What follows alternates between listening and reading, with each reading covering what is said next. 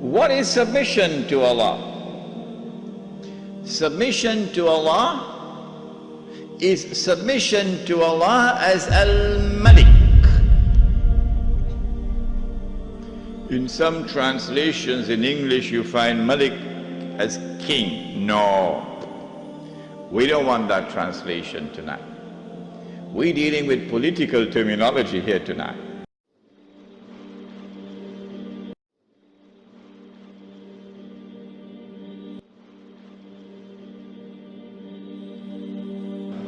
A very strange hadith al-Qudsi, repeated 4 times in Sahih Bukhari, 4 times in Sahih Bukhari.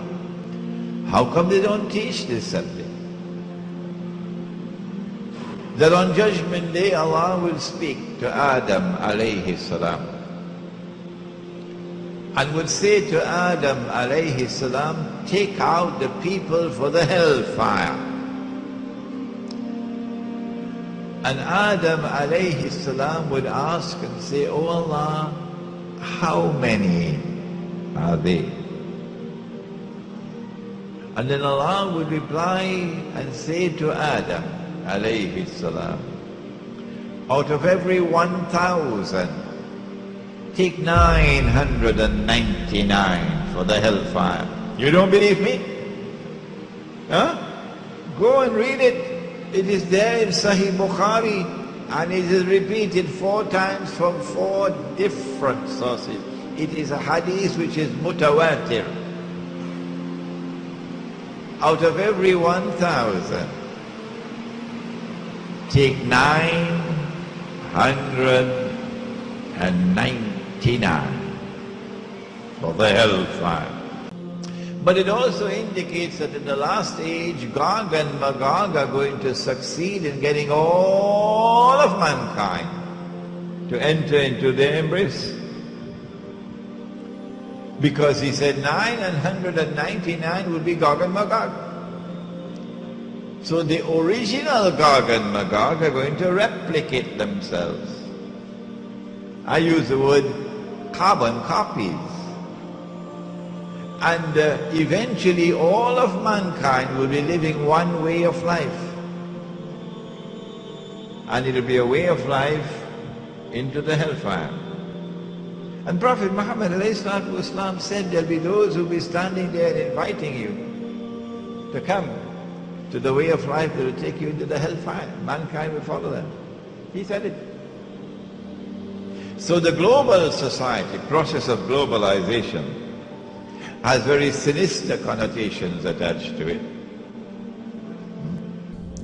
How can a God who is merciful, who is Ar-Rahman, who is Ar-Rahim, who is Al-Ghaffar, who is forgiving, and who is prepared to forgive all sins, how can He consign 999 out of every 1,000 for the hellfire?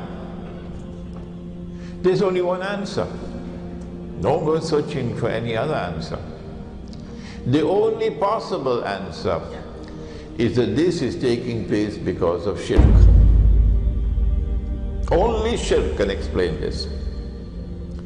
And this is what modern Western civilization gave to the world in a new political philosophy which took sovereignty away, which no longer recognized sovereignty as residing with Allah subhanahu wa ta'ala. Today we live in a world, in consequence of this modern secular state which has replaced the Khilafah state, in which every single thing that Allah made haram has now been made halal. Everything. Shamelessly. Allah prohibited money being lent on interest, didn't He? The definition of Islam is submission to Allah. What is submission to Allah? Submission to Allah is submission to Allah as Al-Malik. In some translations in English you find Malik as king. No, we don't want that translation tonight. We're dealing with political terminology here tonight. And so Al-Malik is the sovereign. Now that's a word you'll understand. Sovereign. Lahul Mulk, sovereignty belongs to him. And so to submit to Allah in Islam is to submit to Allah as sovereign, who possesses sovereignty. To submit to anyone else as sovereign, to declare that anyone else possesses sovereignty, is to say goodbye to Allah. Did you hear that? To submit to Allah is to submit to Allah as Al-Akbar. And He reminds you that He is Al-Akbar, because every time you perform salat, you cannot move in salat without Allahu Akbar. Al-Akbar is the one who has supreme authority.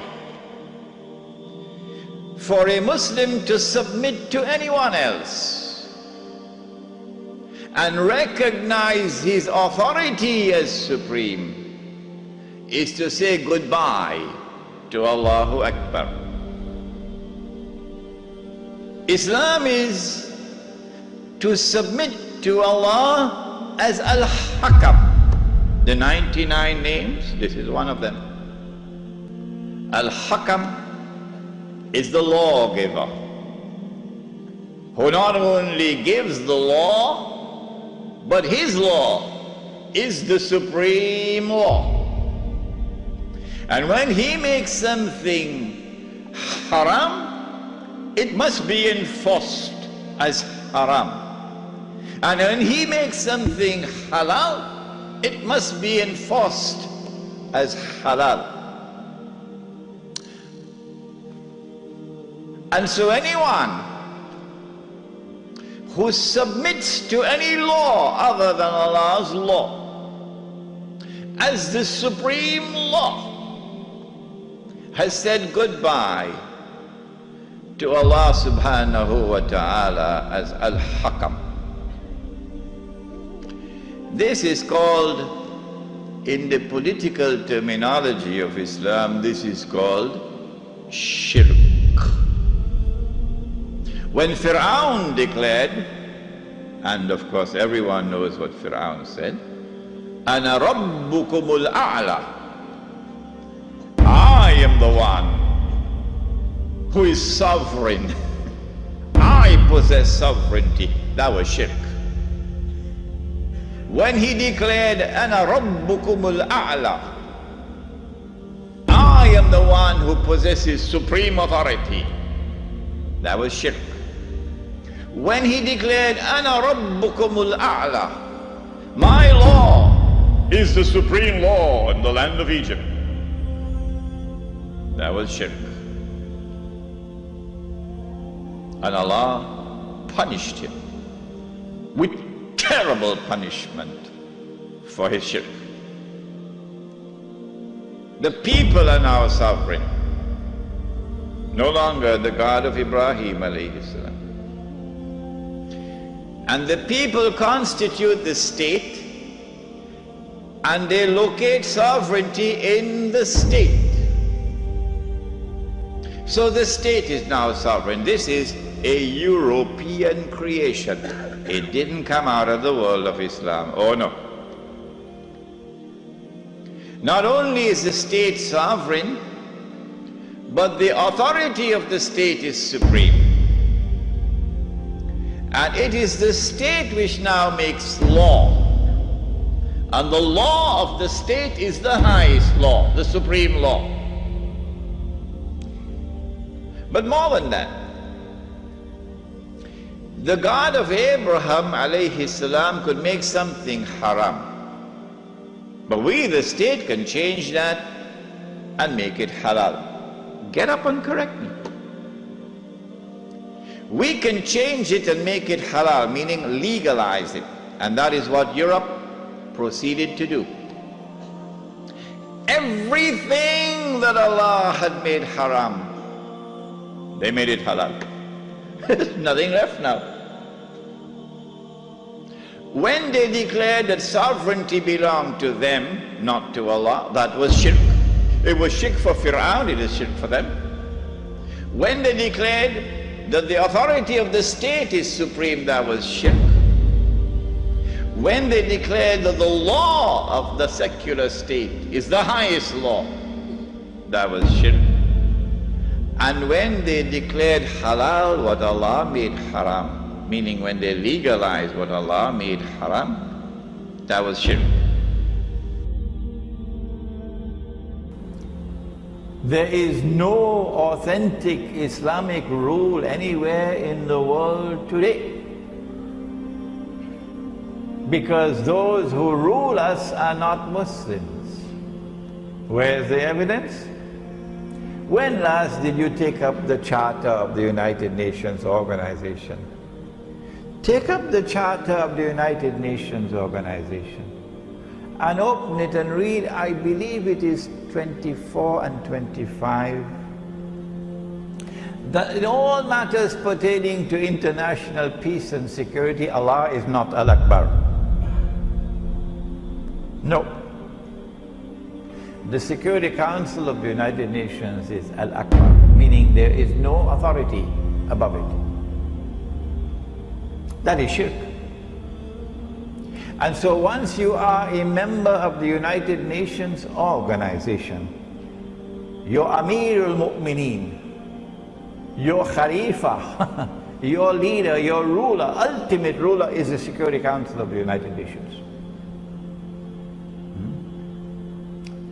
And so you can call yourself an Islamic Republic, like Pakistan used to do before it became an American Republic.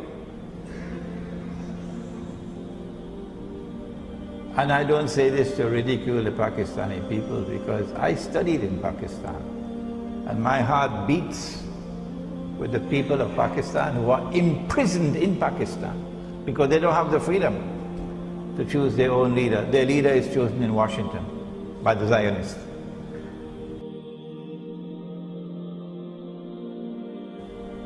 The modern secular state says no, Allah is not Al-Hakam. Parliament is Al-Hakam. Parliament makes the law.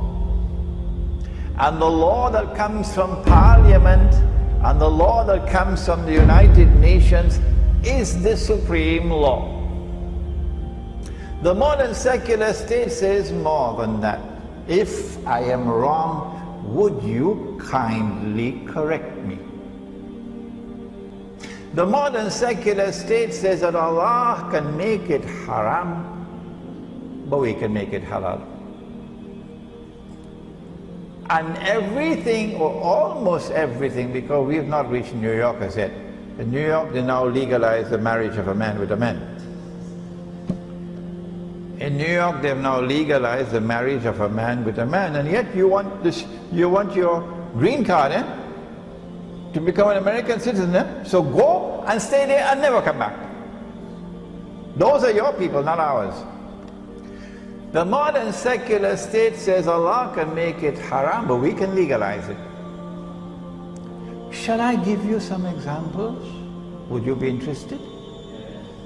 Did you know that Allah prohibited money being lent on interest? Did you know that? Huh? You know that? And did you know that Allah has declared war? War on the money lender lending money on interest? Did you know that? And did you know that Nabi Muhammad alayhi salatu wasalam has cursed all four and declared that they are all equally guilty? The one who takes riba, the one who gives riba, the one who records the transaction, and the two witnesses. Did you know that he said that riba is constituted of 70 different parts, hadith of Ibn Majah, that riba is constituted of 70 different parts, and the smallest part of riba is equivalent to a man marrying his own mother.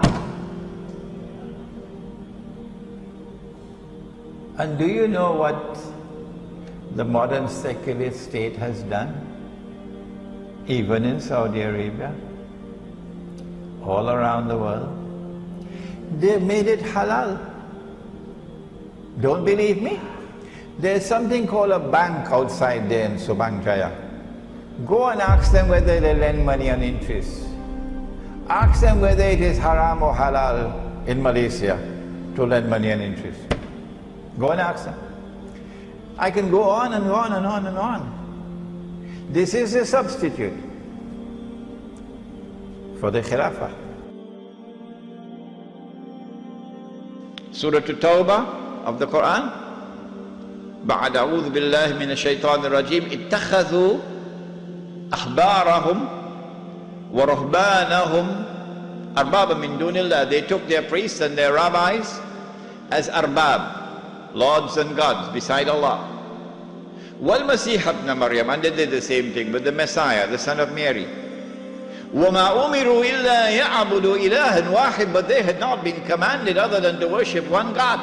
لَا إِلَهَ إِلَّا هُ, there is no God beside him. Subhanahu, glory be to him. عَمَّا يُشْرِكُونَ, far removed is he from this act of shirk, taking your priests and your rabbis as gods and lords beside Allah. Shirk, says Allah.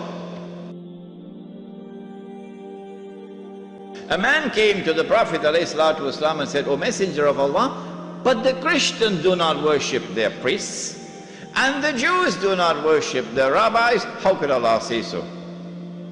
To which the Prophet ﷺ replied, and he said, did they not make halal what Allah had made haram? That is their shirk.